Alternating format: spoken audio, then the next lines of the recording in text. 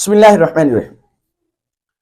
ہمارے ایک جو ہے دوست ہیں، ان سے ملنے کا اتفاق ہوا تو بڑا ان کی بات کو سن کر اور جو ان کے ساتھ حادثہ ہوا وہ سن کر میں بہت پریشان ہوا۔ سوچا کہ آپ حضرات کے سامنے یہ بات کر لوں۔ وہ کہنے لگے کہ میں نے ایک جگہ پہ کچھ پیسے لگائے، یعنی 50 لاکھ سے زیادہ لگائے، اور وہ زندگی کی جمع پونجی تھی۔ اب ہوا کیا کہ وہ جو زندگی کی جمع پونجی تھی، جہاں پہ پیسے لگائے، وہ بندہ فراڈ کر کے بھاگ گیا۔ جس کی زمین تھی، جب اس نے دیکھا کہ بندہ فراڈ کر کے بھاگ گیا، اس نے اپنی زمین کو دوبارہ سے جو ہے ہل چلا دیا، ختم کر دی، پلاٹیں ختم کر دی۔ تو اب یہ بھائی جس نے 70-80 لاکھ روپے جتنے بھی لگائے، وہ پوری زندگی کی جمع پونجی تھی، وہ ان کی ضائع چلی گئی۔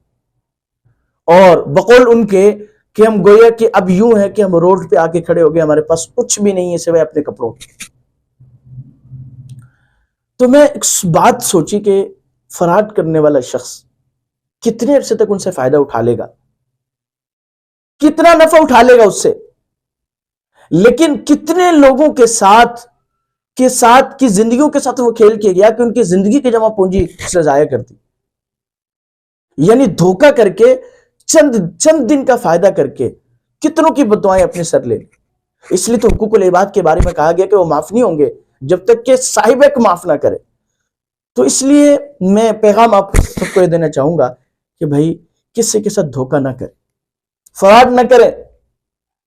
یاد رکھیے اللہ نے رزق اپنے ذمہ میں لیا ہے، تو رازق کی طرف نظر کر کے اپنی زندگی کا نصب العین طے کریں کہ ہم نے کبھی کسی کے ساتھ فراڈ نہیں کرنا۔ یہ ایسا کام ہے کہ آپ کو چند دن کو سکون دے گا، لیکن وہ جو بددعائیں ہیں، جو ہاتھ اٹھا کر، جو یقین کیجئے کہ کتنا ابھی تک میں محسوس کر رہا ہوں کہ ایک بندے کے ساتھ کیا گزر رہی ہوگی کہ ساری زندگی کی جمع پونجی اس کے ضائع کروا دی۔ تو اس لیے کوشش کریں کہ لوگوں کے ساتھ فراڈ نہ کریں، فراڈ سے بچیں۔ دنیا میں بھی نہیں بچیں، یقین جانیے، کیونکہ حقوق العباد کا معاملہ ایسا ہے کہ اللہ تعالیٰ جب معاف نہیں کریں گے صاحب حق کے بغیر، تو صاحب حق جب ہاتھ اٹھائے گا تو مظلوم کی بددعا تو اللہ رد نہیں کرتے۔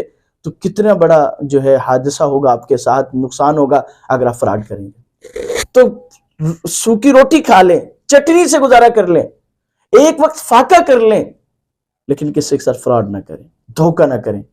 اللہ پاک ہمیں اس کی جو ہے سمجھ نصیب فرمائیں کہ کتنا بڑا ہم نقصان کر رہے ہیں کسی دوسرے کا۔ اللہ پاک ہمیں صحیح سمجھ نصیب فرمائے۔ وما علینا الا